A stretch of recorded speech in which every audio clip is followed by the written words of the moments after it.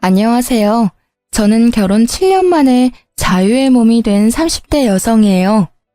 저에게 제 결혼 생활에 대해 한마디로 정리하라고 한다면 저는 차별이라는 단어가 가장 딱 맞다고 생각해요.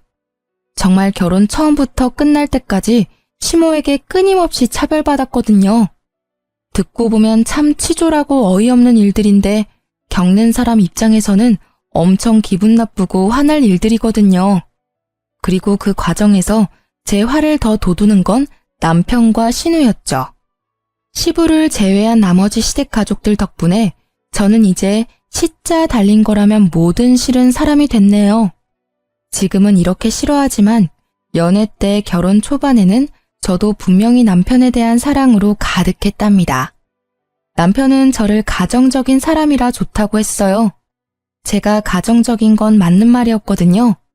장녀로 태어나 부모님을 모시는 것은 당연히 제 일이었고 바쁜 부모님을 대신해 하던 요리와 가사일들이 제 몸에는 습관처럼 묻어 있었거든요.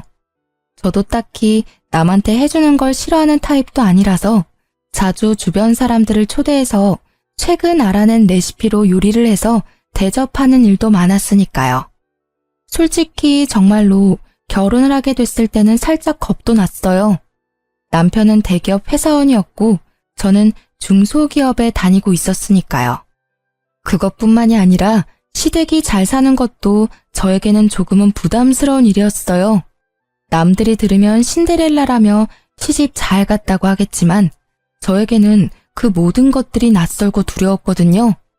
게다가 저희 집이 그리 잘 사는 형편이 못 되다 보니 더 위축되는 마음도 들었고요.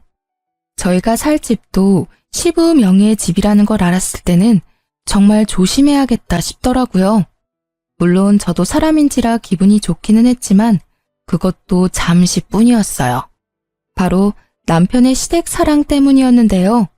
그것도 시모와 신우에게 절절 매일 정도로 가까이 한다는 거였어요. 시부는 무서워하면서 말이죠. 그리고 저의 고민은 시모의 차별 때문에 생기기 시작했어요. 별것 아닌 일들이긴 하지만 눈에 띄게 저와 신우를 차별하는 일들이 많아졌거든요. 명절 같은 때에도 신우에게는 명품 스카프를 선물해주던 시모가 제게는 양말 세트를 선물해준다거나 신우 경조사에는 몇십만 원씩 하던 시모가 저희 친정 경조사에는 항상 5만 원만 하시더라고요. 그런 일들이 쌓이기 시작하니까 나중에는 걷잡을 수 없을 만큼 앙금이 쌓이더라고요. 그리고 말 못하고 쌓여온 일들이 터지기 일보 직전에 그 일이 벌어졌죠. 그날은 아무 연락도 없이 시모가 저희 집 벨을 눌렀어요. 어머님, 무슨 일이세요, 이 저녁에? 애 아빠는 집에 있니? 네, 지금 씻고 있어요. 저는 이때 출산한 지 100일도 되지 않은 상황이었어요. 당연히 손님을 맞을 준비는 되어 있지 않았고 하물며 시모를 맞을 준비는 더더욱 되어 있지 않았죠. 시모는 거실에 앉아있고 저는 아이가 있는 안방에 들어가 아이를 안고 밖으로 나왔어요. 하지만 시모는 손주에게는 눈길도 주지 않은 채 TV만 보시더라고요. 남편이 나오자 그제서야 시모는 고개를 돌렸어요. 당분간 너희 집에서 지낼 생각인데 괜찮지? 나 네 아버지랑 싸웠어. 지긋지긋한 영감탱이. 늙으려면 곱게 늙을 것이지 어째 나이가 들수록 꼬장꼬장해지는지 몰라? 아버지랑 무슨 일 있었어요? 몰라. 네 아버지 얘기는 꺼내지도 말어. 나도 곧 집을 구해서 나갈 거야. 당장 있을 곳이 없어서 온 거니까 길어도 몇 달 안 될 거니까 그때까지만 있게 해줘. 저는 시모의 말에 거절하고 싶었어요. 출산한 지 얼마 되지도 않은 제가 시모의 눈치를 보면서 살 수는 없는 노릇이잖아요. 제가 둘러서 말해보려고 하는데 옆에서 먼저 남편이 말하더라고요. 알겠어요. 당분간 이 집에서 내 집이다 생각하고 편하게 지내요. 저와 단 한마디 상의도 없이 남편은 시모에게 오케이 사인을 내렸고 저는 튀어나오는 한숨을 삼키느라 애썼어요. 시모가 짐을 가지러 나간 사이에 저는 남편에게 말했어요. 어떻게 나한테 한마디 상의도 없이 어머님을 모신다고 그래? 나 지금 어머니 모실 수 있는 상황이 아니야. 출산 직후에 시집살이라니. 그냥 친정에서 조리하는 게 나을 것 같아. 에이, 뭐 그렇게 신경 쓸 일 있겠어? 엄마도 생각이 있으면 자기 괴롭히지는 않을 거야. 그리고 엄마 밖으로 잘 다니시는 거 알잖아. 당신이 신경 써야 할 일은 크게 없을 거라고. 게다가 엄마가 아버지랑 이혼하실 모양이야. 만약에 이혼하면 위자료 두둑이 받는다고 나한테 든든하게 챙겨준대. 희죽거리며 말하는 남편의 얼굴을 보니 한숨이 다시 터져나오더라고요. 솔직히 시모가 하는 말이 그런 거지. 실제로 위자료를 지금 시모가 가지고 있는 게 아니잖아요. 여보, 지금 당장 가지고 있는 돈이 아니면 진짜 나중 일은 모르는 거야. 혹시라도 모르니까 지금을 생각해, 응? 그런 실체 없는 돈에 휘둘리다 보면 나중에 곤란한 건 자기라고. 그러나 제 말이 귀에 들리지도 않는지 남편은 성의 없이 손만 휘휘 저으며 괜찮대도 하면서 저를 달래듯 말하더라고요. 결국 그 길로 시모와 같이 살게 되었어요. 그 불편한 시간, 공간, 눈빛, 진짜 미치겠더라고요. 애 젖먹이는 것도 눈치 보며 먹여야 하고 화장실 가는 것조차 내 맘대로 못 가는 상황이 지속됐죠. 시모는 나름대로 바쁘게 살더라고요. 방 하나를 비워두니 거기에 명품 가방에 시계, 액세서리까지 전시해 두고는 홀로 서기 하겠다며 들락날락거리더라고요. 그때부터는 조금 편했어요. 하지만 마주치지 않고 나서는 다른 상황이 또 저를 불편하게 하더라고요. 시모는 돈이 생기면 신우부터 챙겼거든요. 솔직히 저도 제 가족부터 챙길 것 같긴 해요. 그런데 우리 애한테는 진짜 눈길 한 번을 안 줬거든요. 게다가 우리 집에서 살고 있는데 어째서 돈을 신우에게 다 쓰는지 이해가 안 갔어요. 솔직히 상식적으로 생각해도 지금 방 하나 비워두고 밥하고 빨래해주는 사람에게 돈 한 푼 줄 법도 한데 전혀 그럴 기미가 없더라고요. 그래도 그러려니 했어요. 팔은 안으로 굽는 거고 시모가 이러면 나도 친정엄마한테 더 잘하면 되겠다고 생각했으니까요. 그런데 제 분노를 폭발시키는 일이 일어났어요. 그것도 우리 아기 100일 때요. 솔직히 신혼의 아기가 100일이었을 때 시모가 이것저것 챙겨준 터라 저도 솔직히 그만큼은 아니더라도 뭔가 해줄 거라고 생각했거든요. 그런데 막상 100일이 되니 코빼기도 보이지 않더라고요. 가족끼리 조촐하게 하기로 한 건데 저녁 식사 시간이 다 되도록 아무도 들어오지 않더라고요. 기다리다 지쳐 그냥 나라도 애 100일 챙겨줘야겠다 싶어 냉장고 문을 열었어요. 그런데 아침 일찍 일어나서 해둔 아기 100일상에 올릴 음식이 하나도 없더라고요. 애만 먹는 게 아니니 찜갈비며 잡채며 미역국까지 해놨는데 음식이 사라져 깜짝 놀랐어요. 저는 음식의 행방을 찾다가 시모가 생각났어요. 우리 집 냉장고에 손댈 수 있는 사람은 셋뿐이니까요. 남편에게 연락하니 역시 신우집에 있다고 하더라고요. 저는 신우집에 찾아갔어요. 갔더니 세상에 제가 만든 음식들을 신우 내외랑 아이들이 다 먹어버렸더라고요. 찌끄러기만 남은 제 반찬통을 보니 열이 치솟았어요. 당신은 왜 여기 있어? 우리 애 100일인 거 내가 아침에 말했지. 일찍 들어오라고 했는데 여기서 뭐 하고 있는 거야? 어머니가 여기 계셔서 모시고 가려고 했지. 그런데 왜 이렇게 화가 났어? 그럼 화 안 나게 생겼어? 사람들은 코빼기도 안 보이지. 내가 만든 음식은 다 사라졌지. 어머님, 어떻게 우리 애 100일에 쓸 음식을 말도 없이 홀라당 가져가실 수가 있어요? 어머, 얘 말하는 것 좀 봐. 네 애만 중요하니?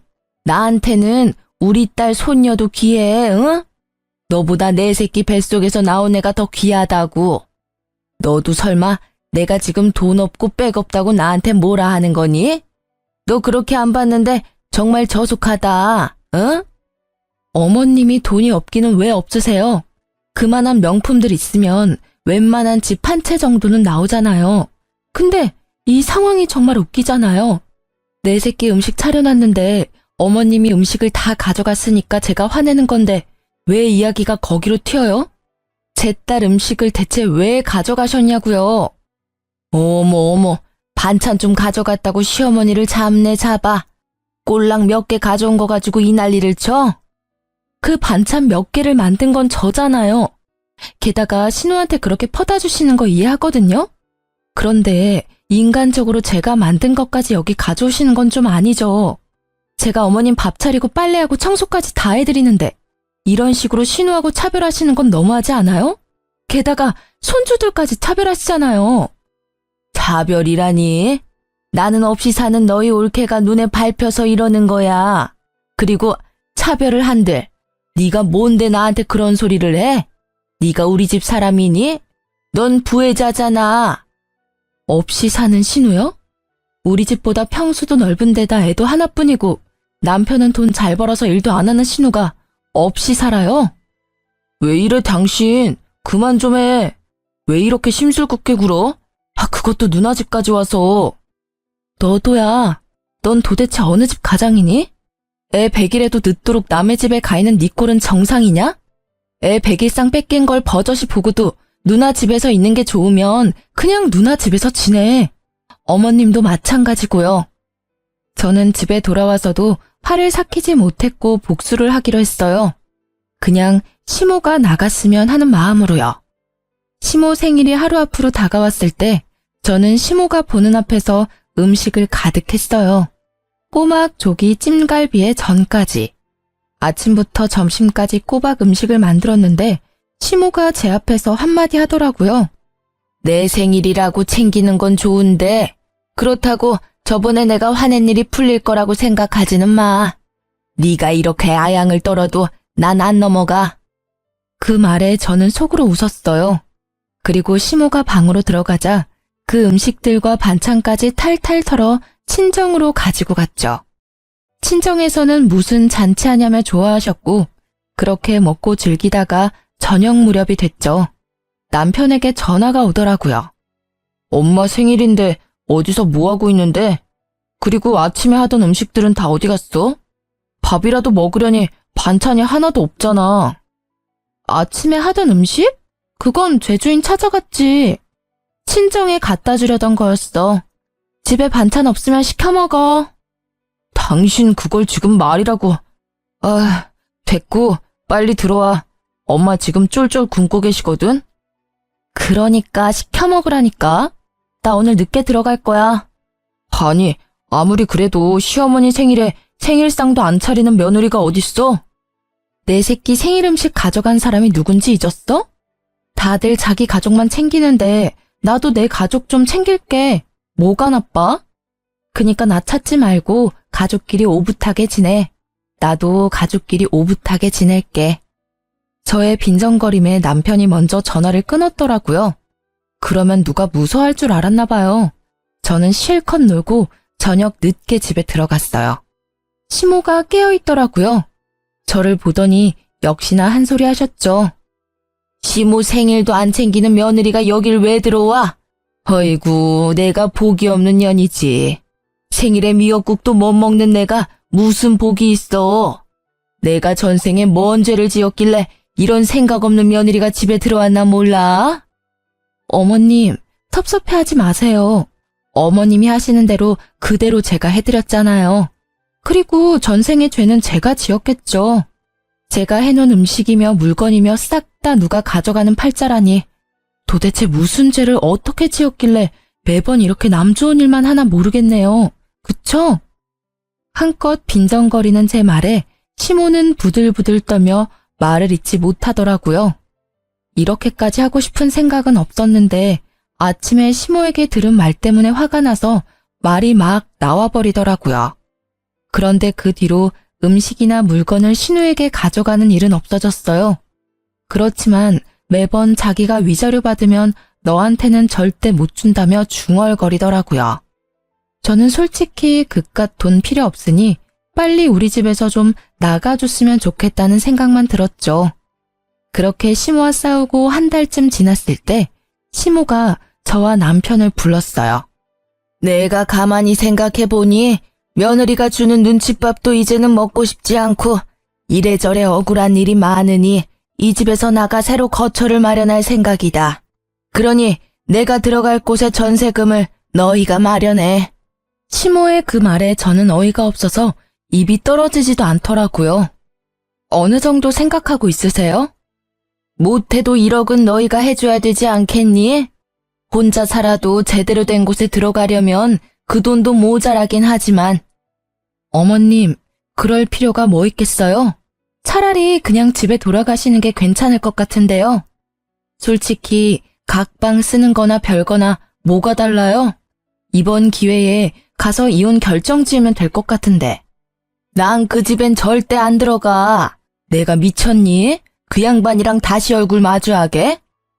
그럼 아가씨 댁은 어떠세요? 어머님이 많이 좋아하시고 또 편해하시잖아요. 그쪽으로 가면 딱 좋을 것 같은데요. 없이 사는 딸 신세 망칠 일 있니? 어떻게 딸 집에 들어가서 살아? 신우가 왜 없이 살아요? 우리보다 집 평수도 넓고 돈도 우리보다 더 많이 벌잖아요. 우리 집에 있기 싫으시면 아가씨 집도 괜찮죠. 내가 아니라 네가 싫은 거겠지. 왜? 한 달에 방값이라도 줘? 월세라도 내야 하니? 내가 내 아들 집에 와서 살면서 꼭 그렇게 해야 해? 월세 주실 생각은 있으셨어요? 그냥 아가씨 댁에 가세요. 저희 1억 없어요. 내가 너희 돈 떼어먹는 데니? 웃겨 진짜. 네 시아버지한테 위자료 받으면 나도 다 줄 거야. 시모는 그렇게 말했지만 그 돈이 하늘에서 뚝 떨어질 리가 없잖아요.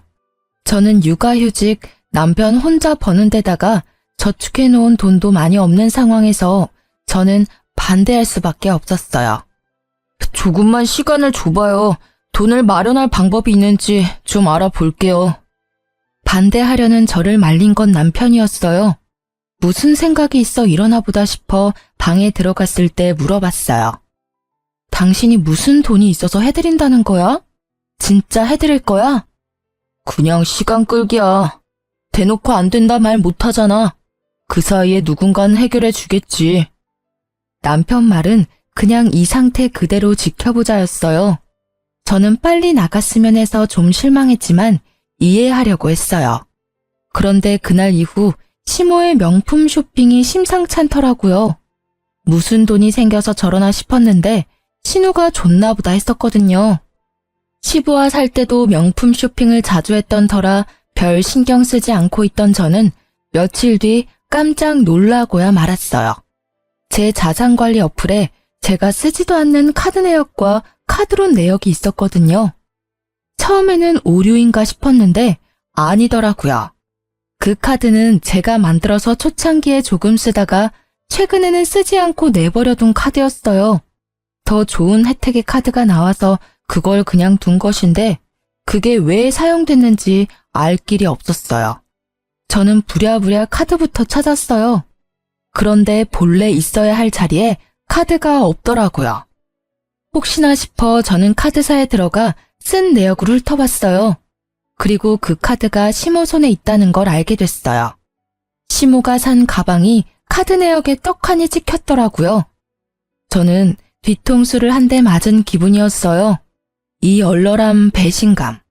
이 카드를 시모가 뒤져서 가져갔을 리는 없고 분명히 남편이 찾아서 줬겠죠. 기다려보라더니 이 꼴을 보게 하려고 기다리라고 했나 싶었어요. 카드는 한도 끝까지 사용한 상태고 카드론도 1,000만 원 가까이 받았더라고요. 저는 열이 받아서 시모를 찾아 신우집까지 갔어요. 들어가는데 남편 신발이 거기 있더라고요. 이놈은 또 여기 왜 와 있는지. 그치만 잘 됐다는 생각이 들었어요. 한 번에 싸잡아 추궁할 수 있으니까요. 저는 시모에게 가서 말했어요. 어머님, 제 카드 돌려주세요. 무슨 카드? 난 몰라. 네 카드를 왜 내가 가지고 있어? 그래요? 알겠어요. 저는 시모의 말에 당장 폰을 들어 어디론가 전화를 걸었어요. 네, 안녕하세요. 카드 정지하려고 하는데요. 네, 모르는 사람이 카드를 쓰고 있어요. 도둑 맞았나 봐요. 제가 내용을 다 말하기도 전에 시모가 제 전화를 획 뺐더라고요. 왜 네 맘대로 카드를 정지해? 어머님은 모르신다면서요. 그리고 제 카드 제가 왜 정지를 못 시켜요? 어머님이 가져가신 게 맞잖아요. 이번에 나온 카드비 어떻게 정산하실 거예요? 제 말에 시모는 남편을 쳐다보더라고요. 저는 옳다구나 싶었어요. 넌 왜 내 카드 훔쳐서 어머님한테 드렸어? 도둑이니? 그리고 주고 싶으면 네 카드 주지 왜 남의 카드를 주고 난리야? 좀 그만해. 그깟 카드 얼마 썼다고 여기까지 와서 이 난리야? 그 금액이 얼마가 됐던 가족끼리 이러면 안 되지. 최소한 예의라는 건 있어야 할 거 아니야? 말 한 번 잘했다. 네가 말한 그 예의에 남의 카드 훔쳐가는 건 잘못 아니야? 이 집구석에서 내가 차별받은 게 한두 번이 아니었는데 이건 상황이 다르잖아. 그 카드값 못 갚으면 내가 어떻게 되는지는 알아? 신용도 팍팍 떨어져서 신용불량자 되면 네가 책임질 거야? 내주면 되잖아. 얼만데? 1,400이다 이놈아. 카드값이 400에 카드론이 1,000이야. 제 말에 남편이 깜짝 놀라 시모를 쳐다보더라고요. 위자료 나오면 다 갚아줄게. 그동안만 좀 어떻게 해줘, 응? 위자료 받으면 그 정도는 푼돈이야. 지금 그 푼돈이 없잖아요. 그 위자료는 대체 언제 받으시는 건데요? 아니, 아버님이랑 이혼하실 마음은 있으세요? 실체도 없는 돈을 믿고 이렇게 큰 돈을 쓰시면 그걸 갚아야 하는 사람은 어떻게 되는데요? 지금 당장 메워야 하는데. 옳게, 너무한 거 아니야? 엄마가 어련히 알아서 쓸 때 썼겠지. 쓸 데 없는데 돈 쓰고 막 그럴 리 없잖아. 시어머니한테 그 정도도 못 해주는 거야? 거드는 시누의 말에 저는 열이 한 단계 더 올랐어요. 그런데 머리는 더 차분해지더라고요. 그럼 아가씨가 카드값 내시면 되겠네요. 어머님이 사용하시는 돈의 절반이 아가씨 댁에 돈 쓰는 거잖아요. 그러니까 아가씨한테 받을게요. 그럼 될까요? 아니, 왜 그걸 나한테 받아? 올케 진짜 상식 없는 사람이네. 이보세요. 그거 난 한 푼도 쓴 적 없거든? 그러니까요. 그렇게 어머님 편 들고 싶으시면 아가씨 돈으로 카드값을 갚고 하시라는 말이에요. 솔직히 어머님 위하신다면 그 정도 가능하잖아요. 이거 봐요. 아무도 이 카드비 안 내준다고 하잖아요. 몰래 카드 가져가 놓고 카드비는 저한테 다 맡길 생각이었던 거잖아요. 그 말에 아무도 대답을 못 하더라고요. 저는 진짜 화가 너무 났어요. 카드를 준 남편도, 카드를 쓴 시모도, 카드로 혜택을 본 신우도. 저는 좋은 생각이 났어요. 이때쯤에는 2판 4판이고 이혼을 생각하고 있었기에 그냥 막 나가기로 했거든요. 어차피 긁은 사람은 어머님이시니까 어머님이 카드값 갚도록 할게요. 그 말에 시모가 멀뚱멀뚱 쳐다만 보더라고요. 제가 하는 말을 못 알아들으시더라고요.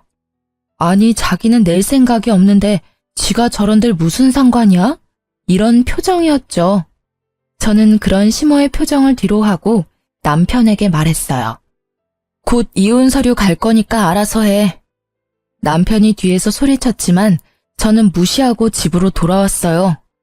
집에 돌아와서 제가 한 첫 번째 일은 시모 방에 있는 명품 액세서리와 시계, 가방을 싸그리 담는 거였어요. 그리고 그걸 다 전당포로 가져갔어요. 요새 젊은 사람들이 고가의 전자기기나 명품 가방을 맡기고 돈을 빌린다고 하더라고요. 저도 그렇게 전당포에서 돈을 빌렸어요. 그것들을 다 맡기니 카드값보다 좀 더 나오더라고요. 명품 가방 같은 건 원래 그렇게 크게 쳐주지는 않는데요. 시간이 지나면 또 값이 떨어지기도 하니까요. 다 팔고 나온 전당포 앞에서 저는 카드사에 전화해서 카드빚부터 싹 다 갚아버렸어요. 그리고 홀가분한 마음으로 집으로 갔죠. 집에 갔더니 시모가 흥분해 있는 상태더라고요.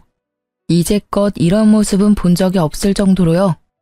그 모습을 만든 게 저라는 사실에 참을 수 없이 통쾌해서 웃음이 났지만 꾹 참았어요. 너 미쳤니? 미치지 않고서야 어떻게 남의 물건을 가져다가 함부로 팔 수가 있어? 내 물건 다 어디 갔어? 어디 갔냐고? 걱정 마세요. 그 물건들 다 전당포에 맡겼어요. 그리고 받은 돈으로 카드값 다 갚았고요. 1,400만 원 들고 가시면 그대로 찾을 수 있을 거예요. 다행이죠? 최소한 다시 되돌려 받을 수는 있으실 테니까요. 뭐? 이 피도 눈물도 없는 년, 어떻게 그걸 다 가져가서 맡길 수가 있어? 내 물건을 마음대로 가져갈 권리가 너한테 있어? 그럼 제 카드 마음껏 쓸 수 있는 권리는 어디 있었는데요? 피도 눈물도 없어요. 그 말 그대로 돌려드릴게요. 어떻게 육아휴직 중인 며느리 카드 펑펑 쓰고는 안 갚을 생각을 하세요? 저와 시모가 싸우는 걸 보자 남편은 제 손목을 붙잡더니 이야기 좀 하자고 돌려세우더라고요. 너 진짜 너무하다. 이혼 이야기도 그렇고 어머님 일도 이렇게 일방적으로 모든 일을 해결하려고 해. 내가 알아서 다 해결했을 텐데 왜 일을 크게 벌려? 네가 더 너무하지. 네가 하는 말은 다 너 스스로한테 해야 하는 말 아니야? 누가 들으면 고해성사인 줄 알겠네. 그렇게 시모와 신우가 좋으면 그 집 가서 살아. 여기 있는 처자식 다 무시하는데 네가 아빠고 남편이야? 해결? 네가 뭘 해결해 줄 수 있는데? 아까 그럼 카드값 누가 갚아줄 거냐고 물었을 때 왜 대답도 안 했어? 갚을 생각이 없었으니까 그랬던 거 아니야. 가족이잖아. 당신이 힘들면 나도 도와주려고 할 거야. 이번 일도 그래. 힘든 엄마 생각해서 한 일이야. 그걸 왜 그렇게 비꼬아서 생각하는 건데? 그건 네 생각이겠지. 비꼬아서 생각한다고? 너는 그럼 상식적으로 생각을 좀 해. 솔직히 나는 이혼? 소송으로 가도 상관없어. 난 잘못한 거 하나 없으니까. 내 카드 몰래 가져다 심어준 당신 잘못이 더 크거든. 그러니 당신이 나한테 위자료 주는 건 정해진 결과야. 그러니까 당신이 어머님 잘 모시고 살아. 나는 소송 진행하는 동안 친정 갈 거니까. 그 마지막 말을 듣고서야 남편의 정신이 돌아오는 듯 보였어요. 그 눈빛에 당황함이 가득했거든요. 제가 없으면 누가 시모 밥하고 빨래해줘요? 시모는 시부집에서 가정부가 해주는 대로 살았으니 살림은 하나도 모르거든요. 잠깐만. 당신이 집 나가면 누가 어머니를 모셔? 안 돼. 이혼은 절대 안 돼. 내가 이혼할 만큼 잘못한 건 아니잖아. 잘 생각해봐. 아버지랑 어머니 이혼하면 위자료 빵빵하게 나와. 우리한테도 얼마 떨어지겠지.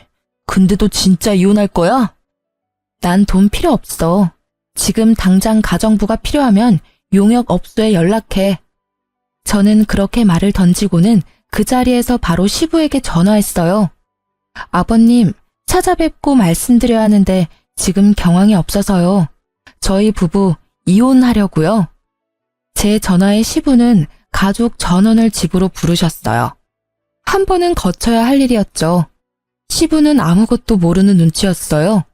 저는 시부에게 그간 있었던 일들을 모두 설명했어요. 제 이야기를 듣던 시부의 얼굴이 벌겋게 일그러지더라고요.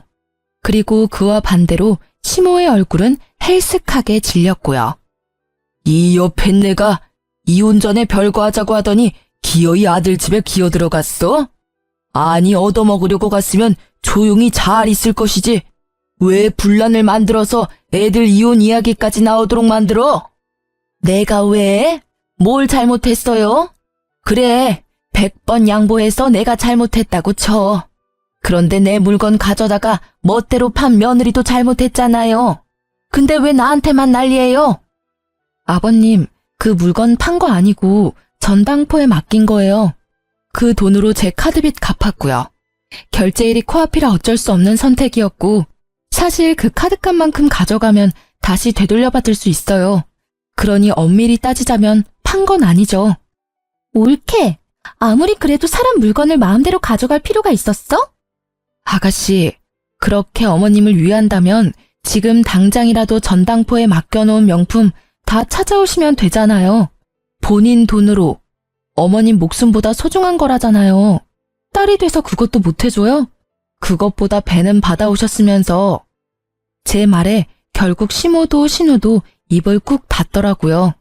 신우는 시모 명품을 되돌려줄 생각도 없어 보였고요. 본인이 할 수 있는 게 아니면 남한테 그걸 강요하지 마요. 아시겠어요? 이거 봐요. 내가 이 꼴을 보고 살아야 해요? 당신이 위자료를 계속 적게 말하니까 내가 이혼을 못하잖아요. 빨리 내가 원하는 만큼 해주고 이혼해줘요. 그제야 감이 오더라고요. 어머님이 이혼을 하고 싶어 하는데 이혼을 왜 안 하나 싶었거든요. 위자료가 자기 마음에 들지 않았던 모양이었어요. 그런데 시모의 말에 시부의 표정이 참 오묘하더라고요. 웃는 것도 우는 것도 아닌 그런 이상한 얼굴. 뜸들이던 시부가 말을 꺼냈어요. 당신 원하는 대로 이혼해줄게. 근데 위자료는 아마 없을 거야. 그게 무슨 소리예요? 당신 재산이 얼만데? 당신이 위자료 적다고 할 때부터 조금씩 처분해서 이제 별로 없어. 그래도 3억 정도는 가지고 있어. 그런데 그마저도 기대 못할 거야. 내가 당신이랑 이혼하려는 게 당신 사치랑 낭비 때문이었거든. 근데 이거 봐봐. 자식들 이혼까지 하게 만들었으니 당신은 유책 배우자인데다가 며느리한테 위자료를 줘야 할지도 모를 사람이 됐어. 내가 재산을 나눠도 당신한테 돌아갈 몫에서 위자료를 다 빼면 얼마 안 남아. 그 말에 시모의 얼굴이 새파랗게 질리고 남편과 신우의 얼굴도 당황함으로 말을 못하더라고요. 실체 없는 돈을 믿었던 남편과 신우의 벙찐 표정이 압권이었어요. 저는 두 사람의 얼굴을 보며 속으로 한참 웃었어요. 당신 거짓말이죠?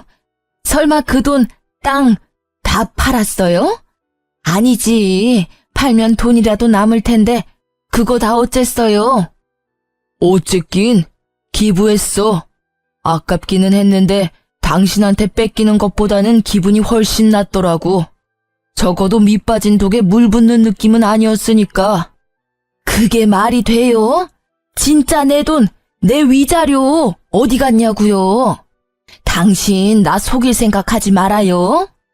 뭐? 나한테 돈 맡겨놨어? 왜 맨날 내 얼굴만 보면 돈 타령이야?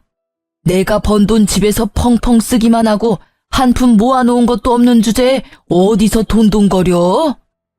나도 위자료는 받아야죠. 어떻게 이렇게 사람 뒤통수를 칠 수가 있어? 싸우는 시부모를 보며 저는 제가 있을 곳이 아니라는 생각에 집에 가려고 현관으로 나왔어요.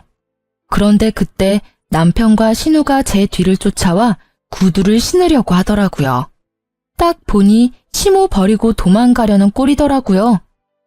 그렇게 가족사랑 어쩌고 하더니 어머님 돈 못 받을 것 같으니까 도망치는 거야? 진짜 뻔뻔들하다. 마지막 정도 뚝 떼줘서 너무 고마워. 당신 하는 거 보니 나 늙어서 쓸모없어지면 어떻게 행동할지 딱 보여. 이혼하는데 망설임까지 가져가줘서 고마워. 빈정거리는 제 말에 남편은 얼굴만 벌겋게 된 채 말도 못했고 신우는 모르는 척 하더라고요.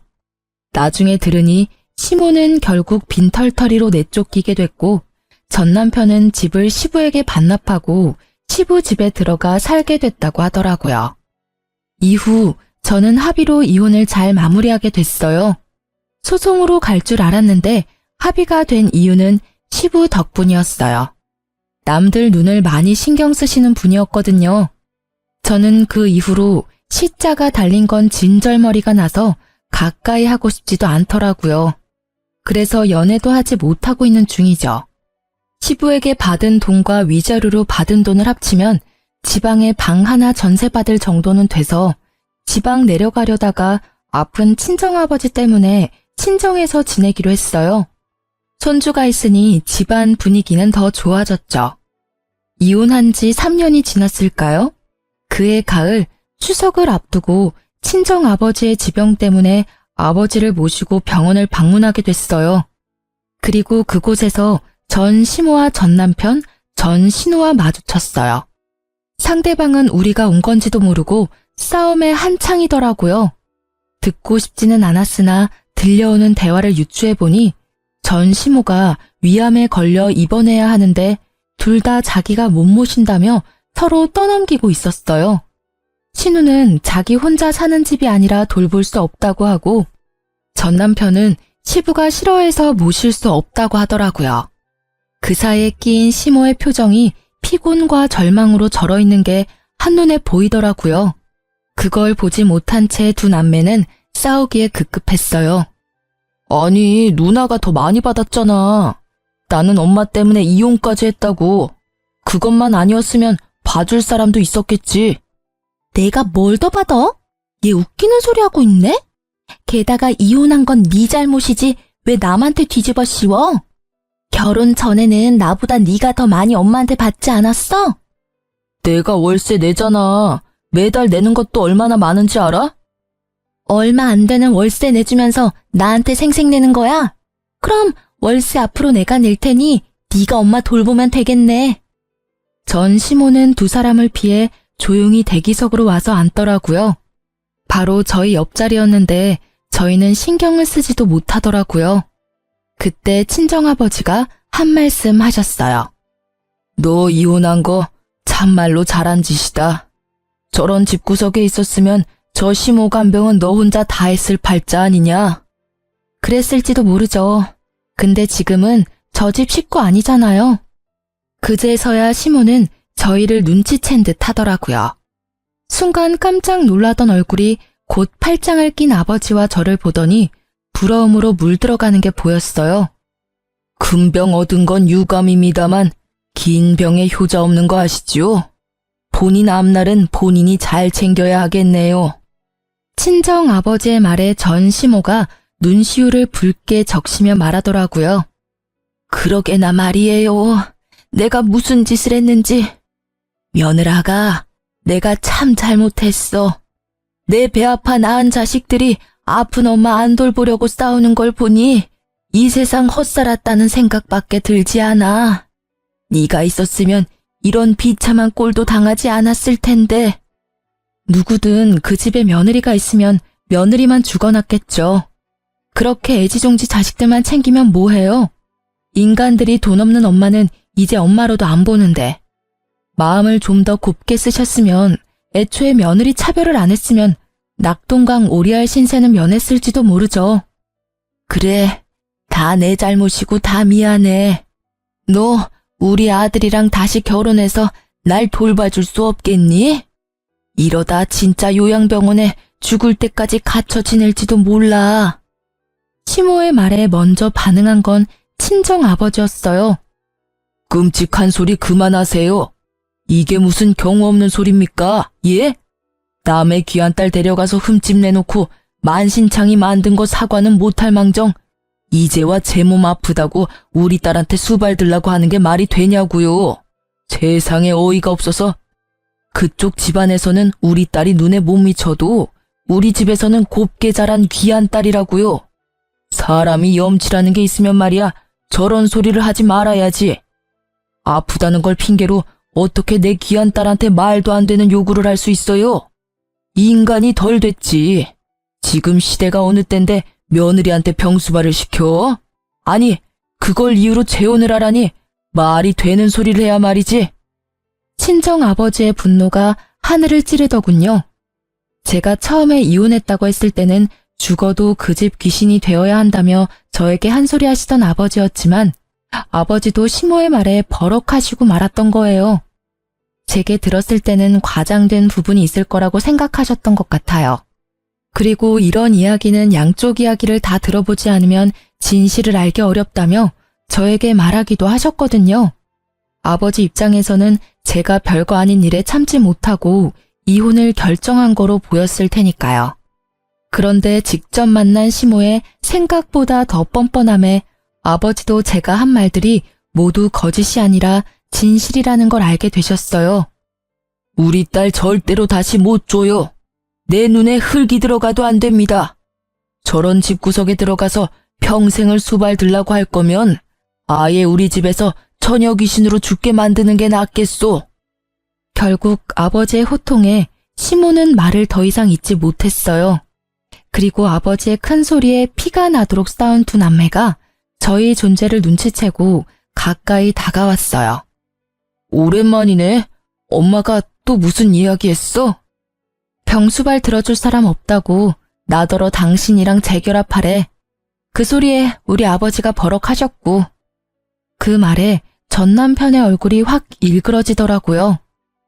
당신이랑 아가씨, 어머님 말이라면 죽는 신용이라도 하는 사람들이었잖아. 그렇게 죽고 못 살게 애틋하던 사이였는데 이제는 그런 것도 없나 봐. 서로 안 모시려고 피 터지게 싸우는 거 보면. 그런 거 아니야. 우리도 다 사정이 있어서 그런 거고. 그래, 그렇겠지. 이야기 다 들었어. 아버님 재혼하셨다면서? 그 사이에 자식도 있었다고 하던데. 어머님 위자료도 날아가고 이번에는 상속도 날아갈 판이잖아. 그러게, 내가 뭘 했어? 실체도 없는 돈에 휘둘리지 말라고 했지? 분명히 받을 수 있는 돈이었어. 그리고 액수는 크지 않지만 위자료를 받기도 하셨고. 근데 그걸 한순간에 다 날려버렸다고. 아니, 어떻게 지금 이렇게 살면서도 그 명품에 대한 욕심을 못 버리는 거야?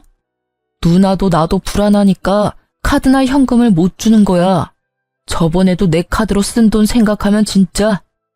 들어보니 시모가 저한테 한 것처럼 전 남편에게도 그대로 했던 것 같더라고요. 그렇죠. 자기가 당해보면 그게 얼마나 짜증나고 열받는 일인지를 여실히 알게 돼요. 지금 전 남편처럼요. 당해보니까 잘 알겠지? 내가 그 당시에 어떤 마음이었는지. 지금에 와서 꺼낼 이야기는 아니지만 말이야. 지금이라도 그 열받는 기분을 당신이 알게 돼서 참 기쁘다. 나만 알고 있기엔 너무 화나는 일이었거든. 제 말에 전 남편은 그저 찡그린 얼굴로 답을 하지 않더라고요. 입이 있으면 뭐해요? 할 수 있는 말이 없잖아요. 구구절절 제가 하는 말이 다 맞았으니까요. 게다가 시부는 그 내연녀와 자식에게로 재산을 모두 옮겨놨다고 하더라고요. 전 남편과 신우는 시모를 데리고 다시 나가더라고요. 그래도 남매가 같이 시모를 모시고 온 걸 보면 시모도 그렇게 자식 농사를 망치진 않았다고 생각했어요. 그런데 몇 달 후에 들린 소식을 들으니 제 생각이 잘못됐다는 걸 알게 됐어요.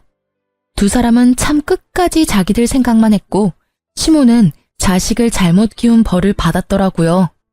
그렇게 애지중지 며느리랑 차별해가며 잘해준 자식 둘에게 버림받고 외면당한 시모가 요양병원에 들어갔다고 하더라고요. 전문병원에서 치료받아야 하는데 연세가 많다는 핑계를 대며 적극적인 치료를 피한다는 이야기를 들으니 딱하기도 하고 자기 묘자리 자기가 팠다는 생각도 들더라고요.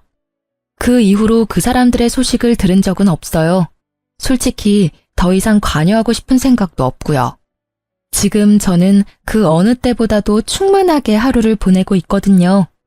처음에 이런 이유로 이혼을 했을 때는 내 인생에 내가 잘못된 줄을 그어버린 게 아닌가 하는 그런 생각도 들었었거든요. 내가 잘못된 선택을 한 건 아닐까, 좀 더 참았더라면 더 나은 미래가 그 어디쯤 있었을까 하는 생각이요. 그런데 만약 제가 이혼을 하지 않았다면 저라는 사람은 망가졌을지도 모른다는 생각을 해요. 그리고 이혼이라는 게 나쁜 것만은 아니라는 생각도 들고요. 연애는 둘이서 하는 거지만 결혼은 온 집안이 하는 거잖아요. 그만큼 맞춰야 하는 사람도 많을 수밖에 없고요. 제가 무조건 양보하면 저는 실속 없이 모든 걸 뺏길 수밖에 없고, 제가 무조건 가지려 하면 다른 사람으로부터 배척당할 수밖에 없잖아요. 그 밸런스를 맞추는 일이 그리 쉬운 일은 아니니까요.